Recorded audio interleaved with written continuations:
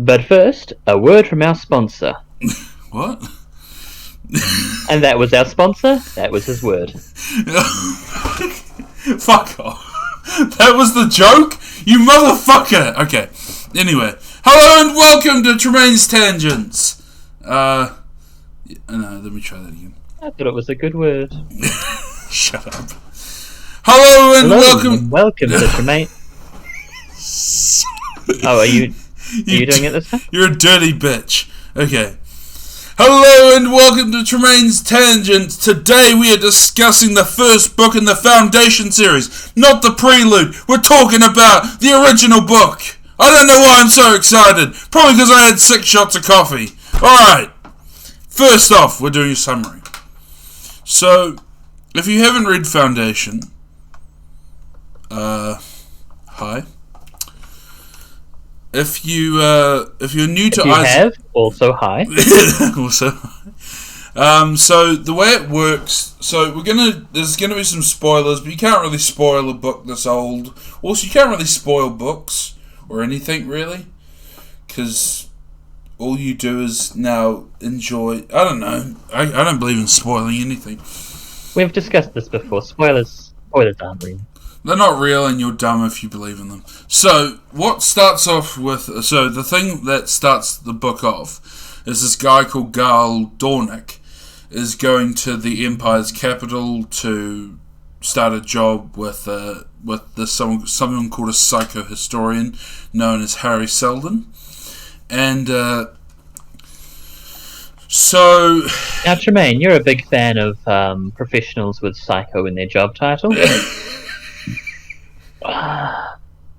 Yeah. How do you feel about psychohistorians? So psychohistorians, the concept is interesting. Like the concept itself, do you feel like it works out? The concept itself is interesting and very old school science. Old school science fiction, sorry. So back in the days of optimism. Yeah. Remember those days? I remember them well. I don't. I think we're like, what are we at this point? 68 million years old? So psychohistorians, for those of you not in the know, are basically a combination of sociologists, psychologists, mathematicians, and all this stuff that are able to predict certain points of the future. So Harry Seldon is the is the hero. He's like this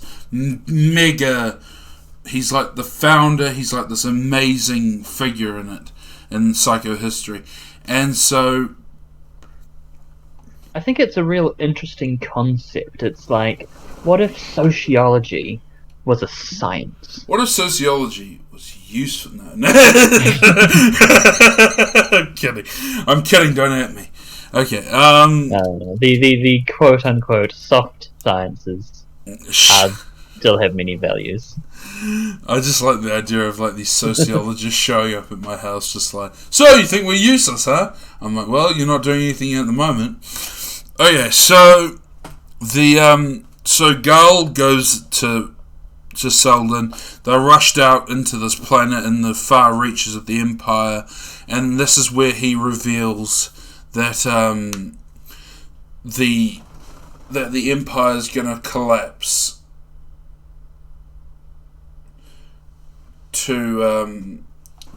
basically.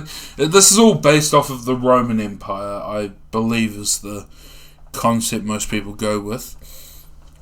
And so what they want to do is there'll be a dark age after the for the record, I can confirm he was inspired by the fall of the Western Roman Empire.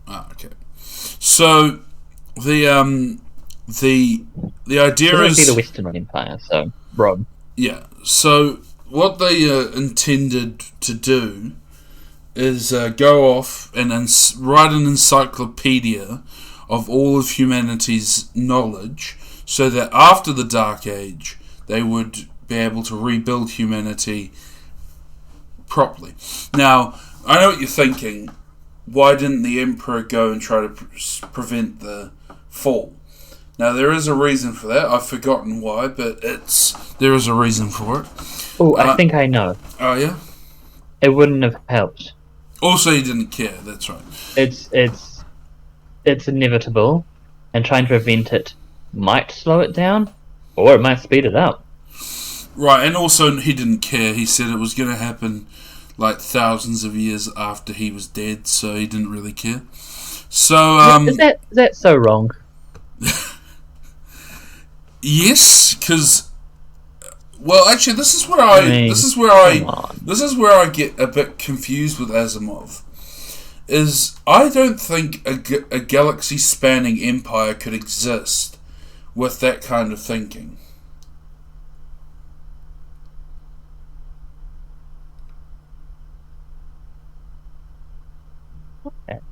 I mean, because think about what you need for a galaxy-spanning empire. You need ships that can travel through not interstellar. What's the term? Intergalactic travel. No.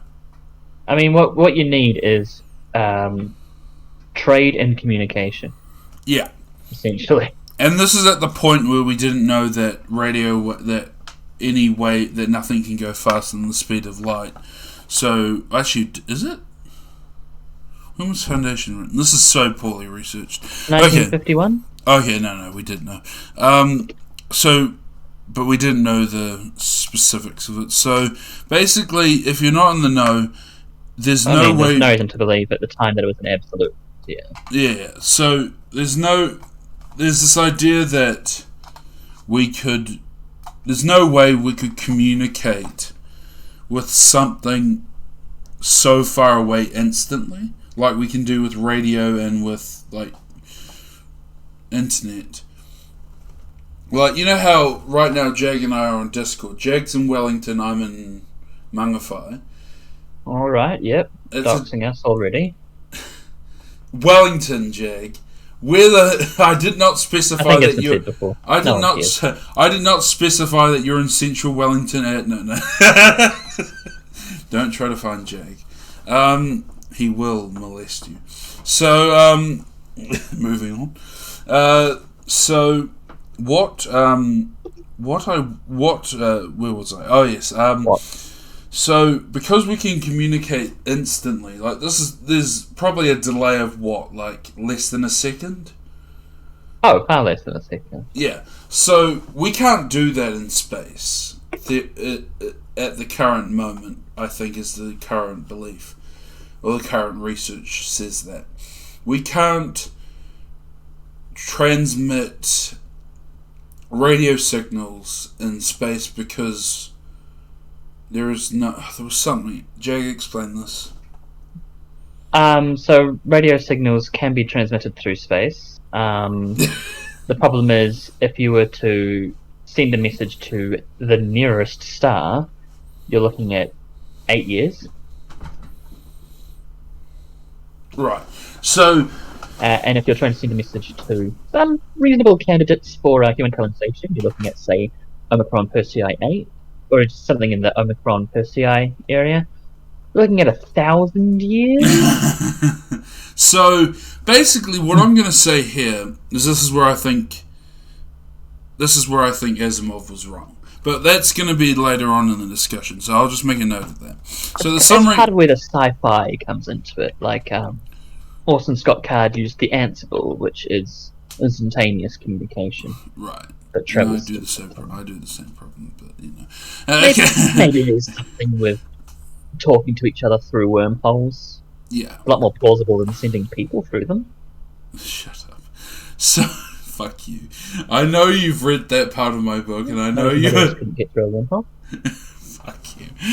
So, okay, after they establish themselves, after they establish the Foundation, there's a period. So this is how the book is working. This is how the book works, and it's fantastic. So it goes through generations of the Foundation in these different ways that it forms. So the goal of the Foundation is to shorten the Dark Age from 30,000 years to 1,000 years.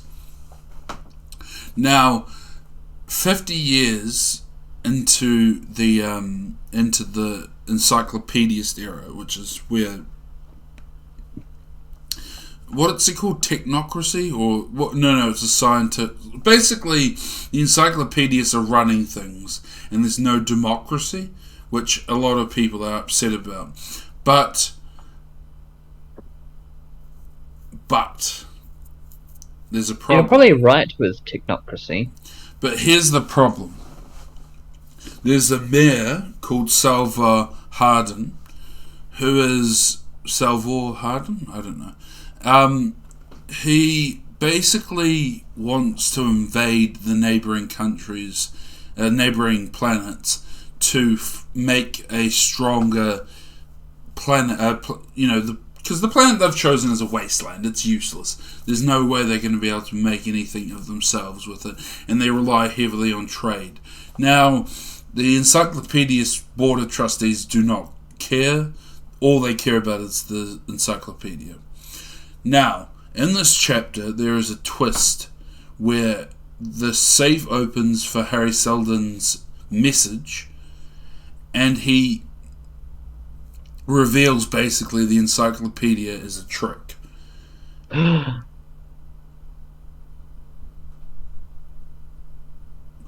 That's all just gasp. Carry on. And so, I hate you so much. So, when Club. I made the club. Also, there's a Steam group.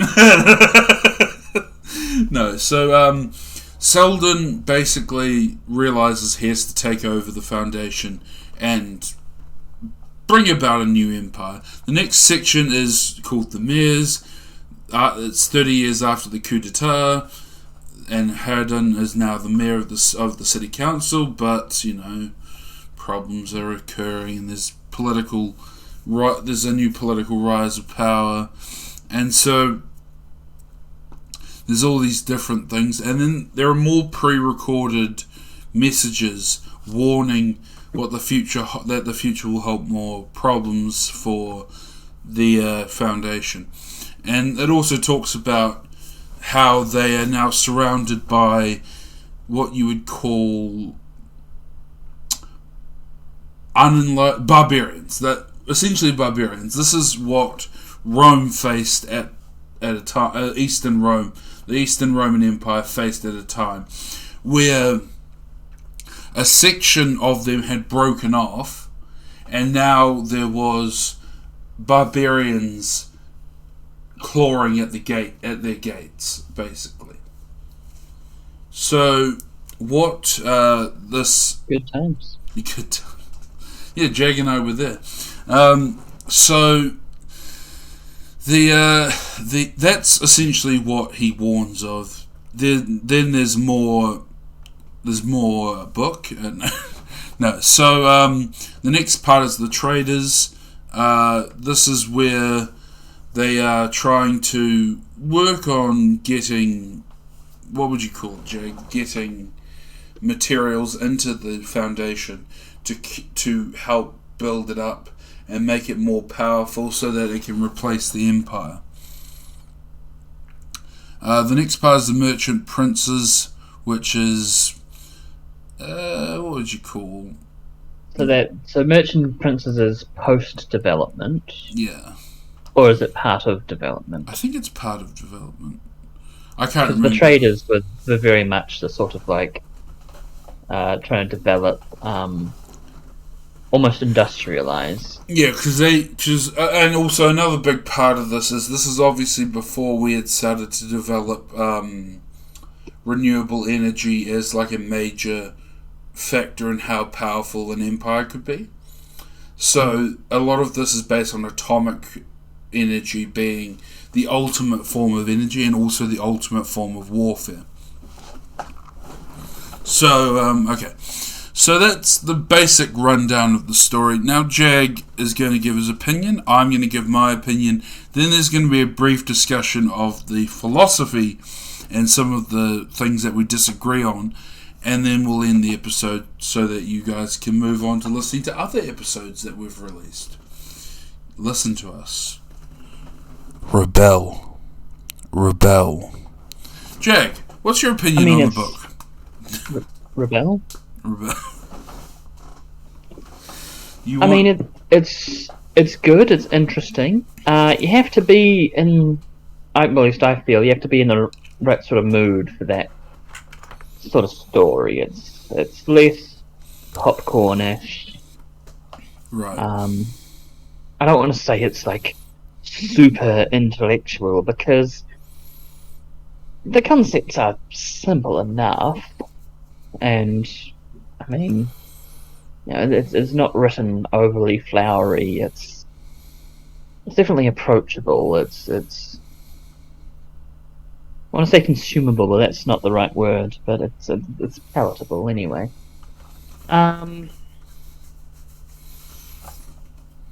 It sets up a good basis for the series. I personally have a little trouble because I read it as the combined Foundation and Empire, so I have a bit of trouble.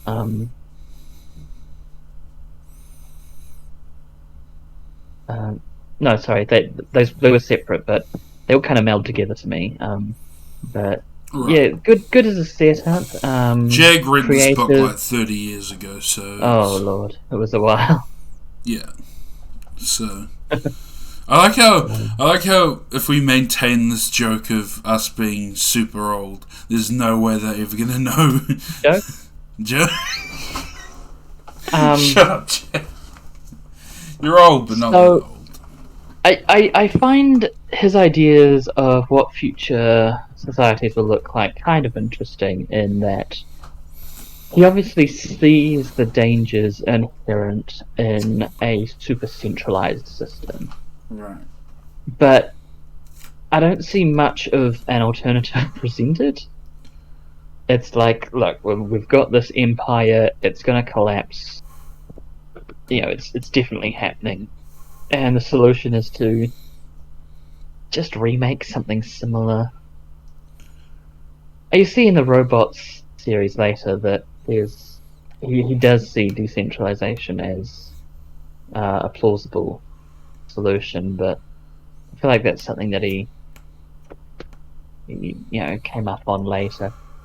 I'll feel real stupid if Robot came before Foundation. Please tell me Robot was after Foundation, Mr. Tremaine. Do you know what? For a second there, I forgot that we used my real name, and I was like, "I beg your fuck." Okay, the first one was at the same time. Okay, so he was developing the robots at that time, but most of the robot stuff came later. So I'm going to say Robot is after Foundation. Right. Oh yes, because there's short stories. Foundation was in the 40s. So yes, Robot. Yeah. Everything Robot was after that. Wait, Foundation. Alright, so we're going to now talk about my opinion. Are you wrapped up with you? Yeah, I don't really have a closer for my views. Because here's where I have my issue. I read it late in, what you would call my. I don't want to give. I read it in quite a different era to you, I think. Was it during your adolescence? I'm still in my adolescence. No, so when did you? What decade did you read it in?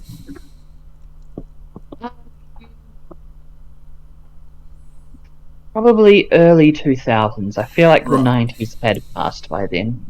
Okay, I read it. I think I read some of his other stuff late 90s, back when I was reading Heinlein. I read it in the 20s, in the beginning of the 20s, which is where we are right now. So we read it at totally different times. Optimism was still going on in your time, I would say. In the late 1900s, yes. No. I No. would almost refer to that time frame as the late 1900s. I don't care. It makes me smile. And it makes everyone else around you miserable. I Which can is go, what... the what? The late 1900s. Yeah. So... So, basically, the problem I have with it is I grew up in the 2000s. I then had my formative years in the 2010s, and my adulthood is begun in the 20s, in the 2020s. So, very much my perception of what the future will look like is very bipolar. Very modern. And very modern. We could either be one of the greatest empires to ever exist, or we could be one of the greatest failures of evolution. And I think Asimov and his period of science fiction was written during a time where there was optimism for the future of humanity and optimism for the future of space. But a somewhat realistic, a tempered optimism. A tempered optimism, sure. But because you also see a lot of just terrible shit. Ridiculous optimism, and you're like, no, things will never be that good. So, what what I will say is, because of that time difference, I had a skeptical view of how he viewed futuristic societies. Because to me, and I said this earlier, in order for an empire like that to exist, we would need to be out of that mindset of who cares, that'll happen hundreds of years from now. So, if we were to be a galactic spanning empire, we would need to think about the galaxy as at large, the solar systems within it. We would need to think about asteroids, meteors, all these things that could destroy us in advance. We would need to have telescopes and satellites in the far reaches of the galaxy, monitoring and constantly predicting things for us. Now, this is where I think he did a good job with the psychohistorians. I think that was a good idea to have someone who could predict where problems could arise. However, because that is impossible, I now think, what was that empire's endgame? What was that empire's purpose? And that's where my problem is. Where exactly was this empire going? Why did it exist? Why did the empire that existed in the book exist, and how did it exist? And that's where I think I didn't get enough information about why it collapsed. And is that why you like Prelude and I haven't Forward? read Prelude. I told you I would only read those 3 books, because there should be enough in the trilogy. Yeah, the prequels do explain a little. Yeah, so surprisingly, the prequels that give you on how things got to where they are. Who would have thought? So, but also, do they make, and this is now into the philosophy section, do they make a case for why the Empire had fallen into this, I don't care, it's not going to happen in my lifetime? Well, from my recollection, it's just treated as essentially inevitable. Like, history rhymes. It just it seems to happen a lot, so just treat it as a given. Yeah. But this is where, as a student of history, I disagree. History doesn't rhyme. History is changing constantly. And stability is one of the main things is one of the main themes that we're beginning to notice as we move from different eras to different eras. We had the era of when the British Empire when the British Empire collapsed and ceased to be the mega power it was. Pax Britannica was finished. We did not have a Dark Age. When the French Empire under Napoleon collapsed, we did not have a Dark Age. Now, I may be wrong. There may be someone in the comments with a different opinion. But in my opinion, we never had the Dark Age we had after Rome fell. And to me, that speaks volumes to what humanity is heading towards. We're either heading towards such stability to the point where nation states no longer exist, or they exist in different parts of the galaxy, or we're heading towards a place where we are currently in Pax Romanus or Pax Romania. What was it? What was what? Pax Roman. Sure. Hold on, I need to look this up. Also, I love that you say there's probably a listener out there who's going to comment with some corrections. There is at least one listener who firmly believes in the phantom time hypothesis. So, yeah. So it is Pax Romana. So Pax Romana was the period of time under the Roman Empire where peace and prosperity was basically the... You know how Hitler said there would be a Reich for 1,000 years that lasted for about 12?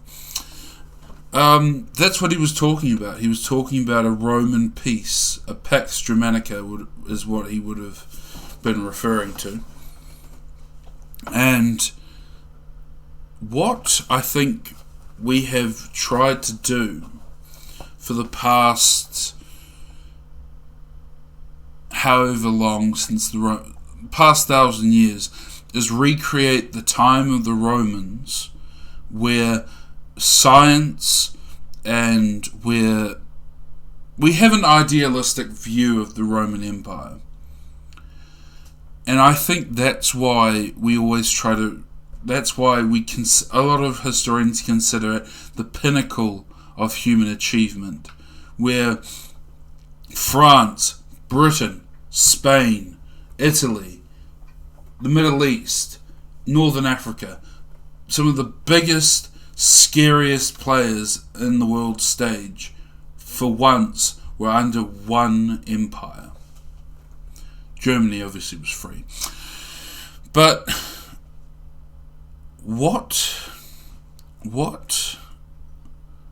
that sort of, to me, why that doesn't meld well with Asimov's view of the future is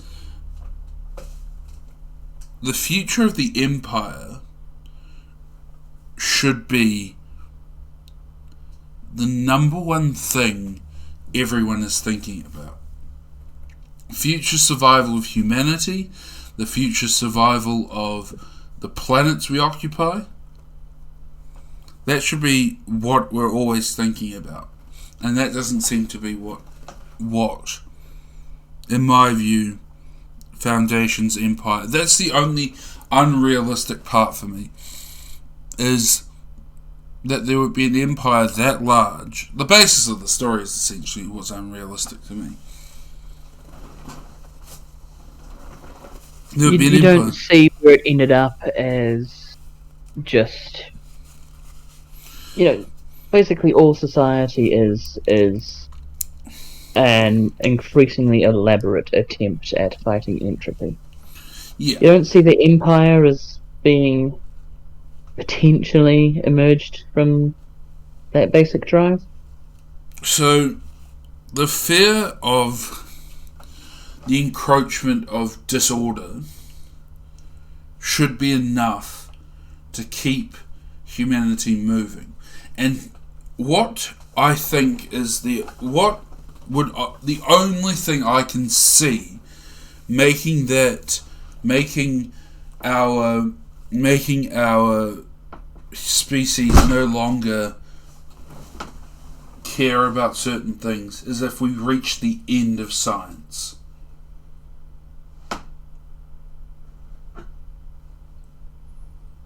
Because See, I see it as a sort of when there is a personal threat, you've got your fight or flight or freeze, right? yeah, And society can do the same. So if society's always been fighting this idea of entropy, trying to prevent change, basically, yeah, and then there's a existential threat. If you've always been trying to fight change, you'd even fight positive change, and so you'd have the more along the lines of the freeze reflex of, well, if we just keep it how it is, then surely we can. but to me can that avoid is this not. change. To me, that is a species that will go extinct. Yeah. Before it gets out of its solar system. I mean, I think most of the real distant progress sort of stuff, the real outsider stuff, is still from the crazies. Right. Our astronauts are all people who are fighter pilots, and to be a fighter pilot you have to be nuts. So, and the scientists are all who do that sort of stuff are all the big dreamers, the crazy ones. And then all the more sane, the more steadfast and stoic people are the ones that prevent progress to promote stability. And at some point that becomes toxic. So let's think about where we have our biggest case of preventing progress. Let's look at America and its current attitude towards climate change, for example. Mm-hmm. Climate change, by nearly every scientist's account, is one of the biggest challenges we will face as a species at the moment. And it is a existential crisis. It is. This could be the extinction of humanity. So, what we are now facing is an apocalypse that's moving very quickly towards us the more we burn.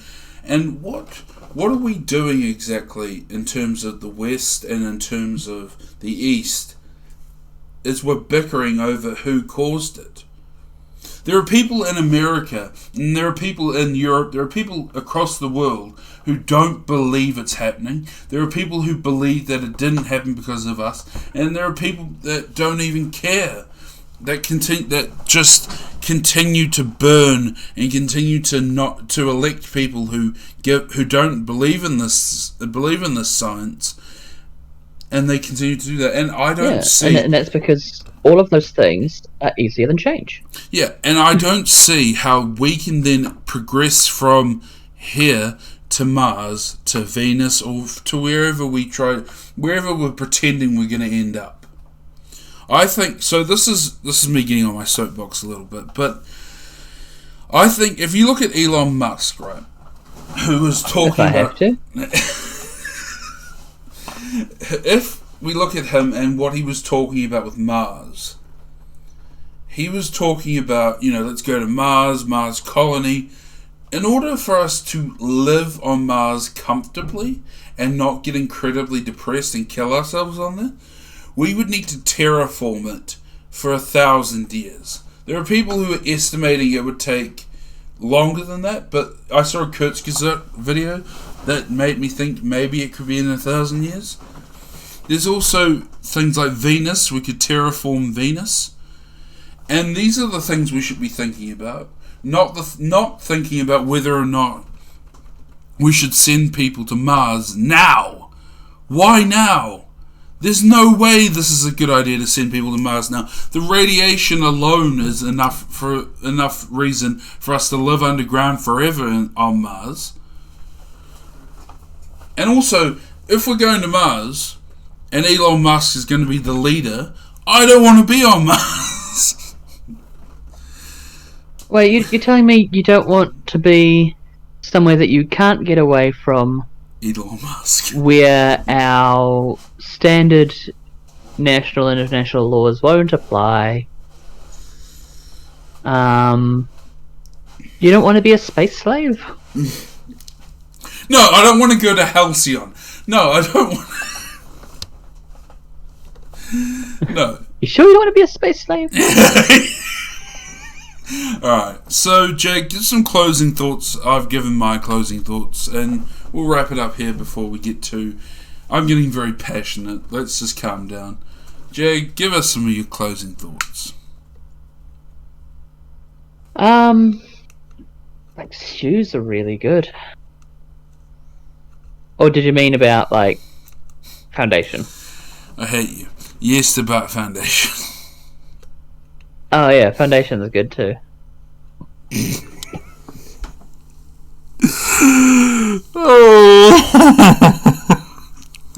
like how, do you know what, you are it's sort of like a yin and yang thing there, right there. It was just suddenly this big burst of energy. I mean, just you going, yeah. Yeah. For the record, as you get more passionate, I will care less and less. Oh my god. Alright, well, thank you all for listening. I don't know if you did, but... Stopped? Thank you all for listening. So, what if you've missed the video on YouTube talking about that, which you probably have, because I think it has currently 0 views. We're making some changes to Tremaine's Tangents. So, the main changes are going to be this sort of weekly episodes are going to be with reviews for January. We're going to do purely reviews. But starting in February, we've got this exciting new project coming up. And it's going to be about the creation of creativity. And we're going to do it every fortnight. We're going to do an episode, a well-structured, researched episode of what of the beginnings of creativity, the beginnings of storytelling, the beginnings of where we think a lot of this stuff comes from. And this is all going to be layman stuff, so you'll be able to follow us very easily. And so that's what we're planning for February. We're just getting everything in order because obviously we missed the first week of January's episode, so we're not clearly within our grasp right now. But we're getting it together. Now, for this week, so for next week, you will be seeing a review of Spaceballs as a change, a little bit of a... This is probably the one where Jag will get excited. He'll probably get very, passionate because he loves Spaceballs. It's a Mel Brooks movie. So it's got all that background stuff that I love. You know I love talking more about how a story came to be than the story itself. Yeah. So, well, it's Mel Brooks, so there's a lot of that. So we're going to be talking about Spaceballs next week. And then the week after that we will be doing a review of an Asimov short story that we are still deciding on. So stick around for that. Every Tuesday at 7 a.m. New Zealand time, obviously, because we're in New Zealand. And so stick around. There's lots more to come. And also go check out the YouTube channel, the Instagram page, and the Facebook page that are linked in the description. Thank you so much for listening. Goodbye. Jack, if you ever bring up shoes again, I swear to fucking God I'll kill you.